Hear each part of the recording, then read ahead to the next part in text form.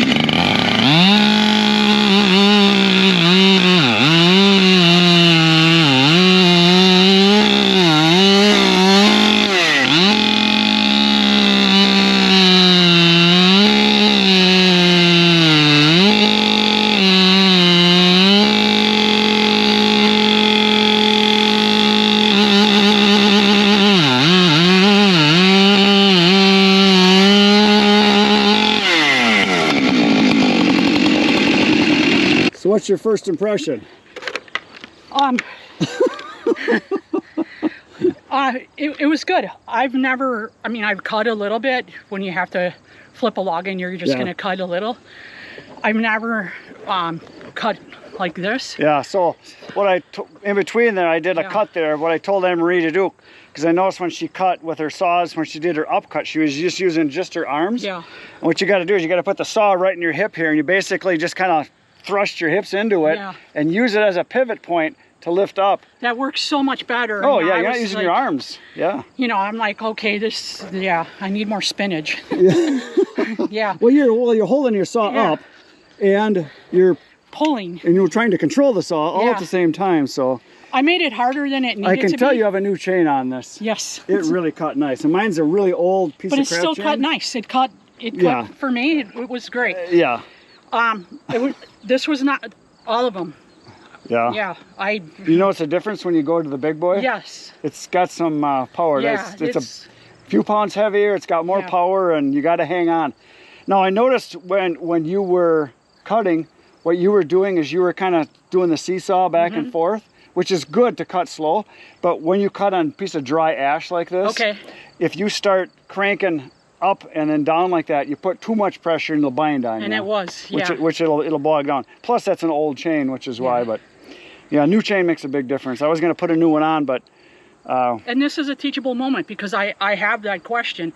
Do you rock it, or do you dive it down and then move the jaws down and dive it down, move the jaws down, I don't want to kick back, but at times rocking it, it seems. Generally people rock a saw back and forth, means their chain's dull. Oh. Because they're trying to get it to cut less each time. That's not dull. It's sharp. So I'll show you one more time. Sure. So go ahead and put your plugs back in. I would just be curious to know how many decibels all of this is running, all three of these saws. I know exactly how many decibels it is. You want to know? All of them. We're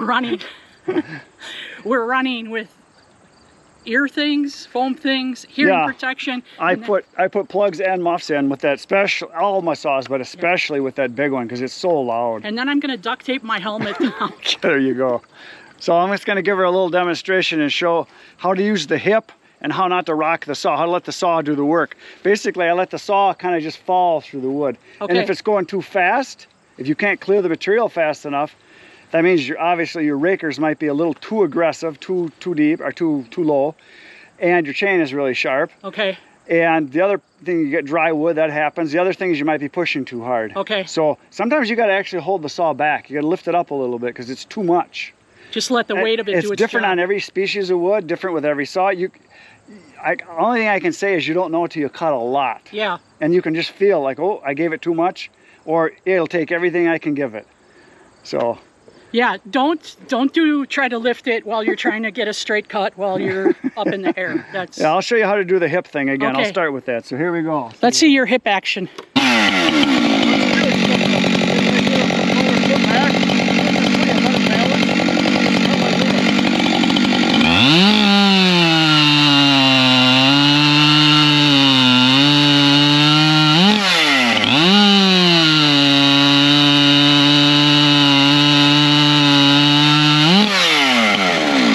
So it makes a big difference. The bigger the saw, the more you need to. You can't hold it up for very long.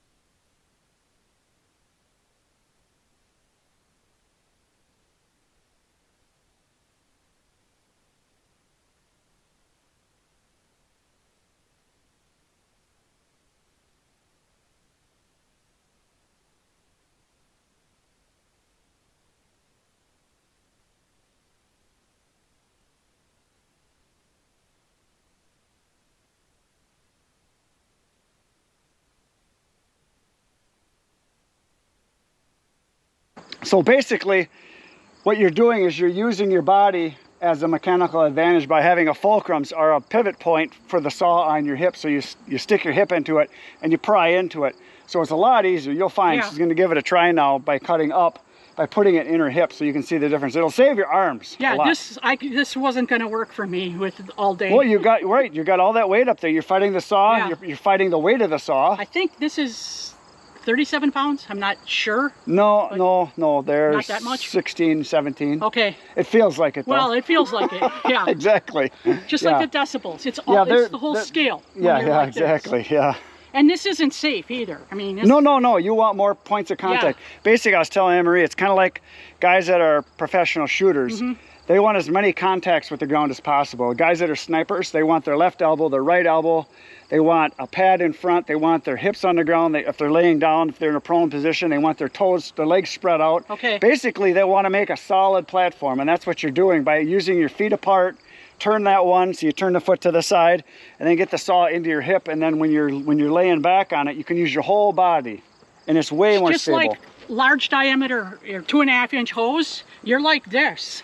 You're leaning into it. Same principle. You're doing this. Same principle. You're not going like this. Exactly. You're doing this. Because your arms only last so long.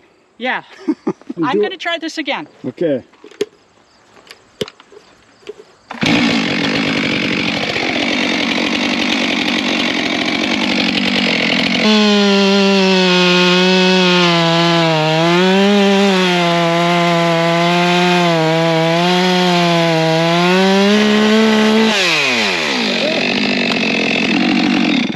See how much easier that was? It's way better. Yeah. And the more you do it, the better it gets. Yeah. Kind of like everything else. You get better with practice. Okay, so we just cut some cookies and did a little cutting. And what's your impression? If I had my eyes closed and you handed me either one of these, I would not be able to pick out which one I was running. And I think it's because I don't have the stick time that you don't have enough time running them. And my impression is they're very, very similar saws. They're so close. I mean, you got a brand new chain on yours. Brand new. Mine is just about dead chain, but I did sharpen it. They cut so similar. They both cut really good. Now, when you were cutting, one of the things we were just talking about off camera here, that you were because you're holding with your arms. You were kind of doing the seesaw action, which means generally you got a dull chain. It's because your arms are tired. Yeah. And I was telling Anne-Marie, what you need to do is use your body, let the saw kind of rest against your hip and take some of the weight off a little bit. And then when you're cutting too, let the saw, I come across and kind of do an overcut and then let the saw drop down through. I do that a lot. And you got to sometimes hold the saw back. Yeah. You can't let it just fall through the wood if it's cutting fast because it can't clear the debris out fast enough. Even on my big 592, you can't just let it fall through the wood sometimes. You got to kind of let it clear itself out. But yeah, these two saws are so similar. I mean, there's things about each of them I'm like. What I like about the Husqvarna is they do cost a lot less, a couple $100 less generally than the Stihls. So that's one thing. I do not like their caps. They're leaky caps, I call them. My caps screw in, so they're a tighter seal because the Stihls are known for leaking oil and gas. I mean, that just happens. The air cleaner's better on the Husqvarna. The Stihl has more low-end torque, and a lot of people will tell you that, which means they've got more power to chug through. Husqvarnas generally rev a little higher, which means they might be a little faster, but they don't have kind of that power to get through the wood.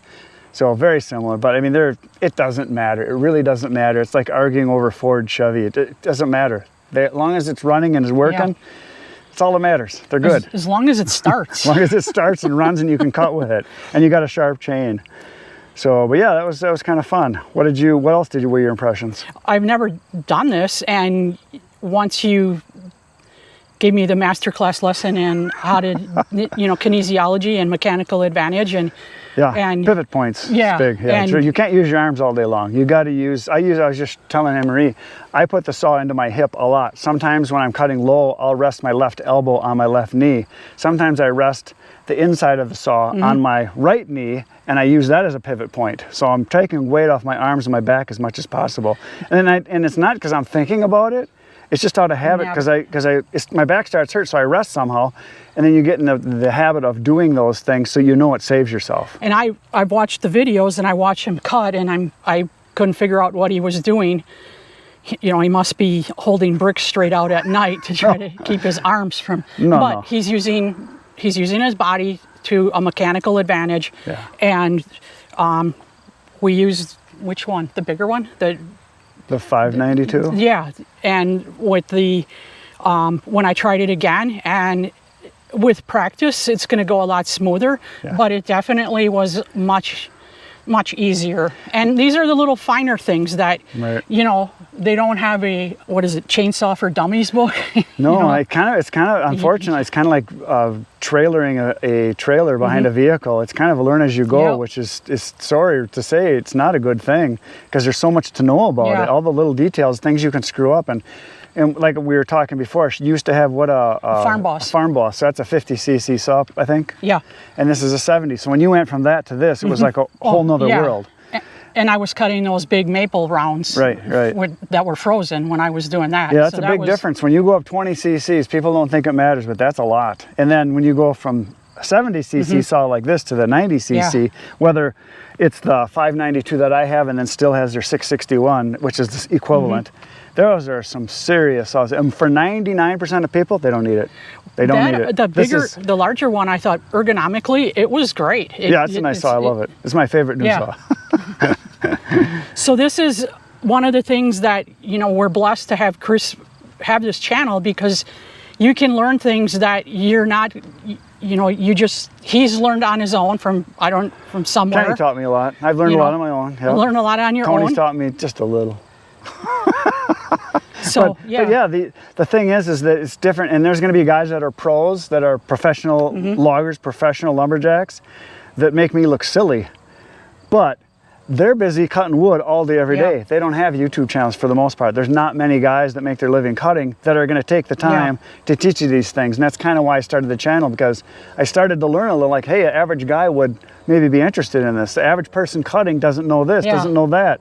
Like, hey, I got a lot of stuff I've learned that I can share with people, and I'm still learning. I always learn. When I was struggling with that, I'm like, all right, you know, you got to get back in the gym. And then I saw him in front of me, and he was kind of like, you know, I could see him doing a little dance, but I didn't want to look up. I wanted to pay attention. And then he taught me, you know, how to do it, that it's easier. There's a mechanical advantage. It's much less wear and tear on your body. There's no way that height, that, you know, safely, that I could get. Right, you shouldn't cut over your head anyway, but when you're cutting at this level, I might have had it just this log might have been just a tad high, but still, I mean, now that we lowered it down, it'd probably be a little easier, but it doesn't matter. Nice. It doesn't matter. What matters is that there's a teaching moment, and it's a takeaway that this is how you do it. That's the beauty of YouTube, is that you can watch and learn from other people make mistakes and things that they've learned through trial and error that you don't have to go through. And I can't teach everybody this here one at a time. I don't have the time to do it, but that's why doing something like this is a very good thing for a lot of people that maybe are new to cutting firewood, or even if they only cut a little bit, little tips and tricks you pick up on the way. And people think that you know, you have to be super strong to do this. If you do what he's showing you how to do, you don't have to be the Incredible Hulk. You're using your body in a way that you can do this. There's some big guys that are very good cutters, and there's some big guys that can't cut very good because they don't, how do I say this nicely? They don't have the cat-like reflexes, because they're a bigger guy. They're going to be a little slower possibly. They're going to be a tall guy. You might have a hard time bending over. If you get a big guy that's as wide as he is tall, they exist and they cut. You're going to have a harder time leaning down for making those cuts. There's a lot of times I go down on my knee and cut because I don't want to use my back. I'll go down on my knee so I can keep my back straight. And people ask, you know, how do you cut? You're like, I can do a half a semi-load in one day, no problem. I've cut one full semi-load in a day, one time. I don't want to do that again. That's the only way you can last, is to do those little things to save your body. Those 48-inch rounds, I'll start standing up, and then I get to a point where I know that I'm going to be safe. I'm kneeling to, you know, to get at it, well, and that brings up another thing.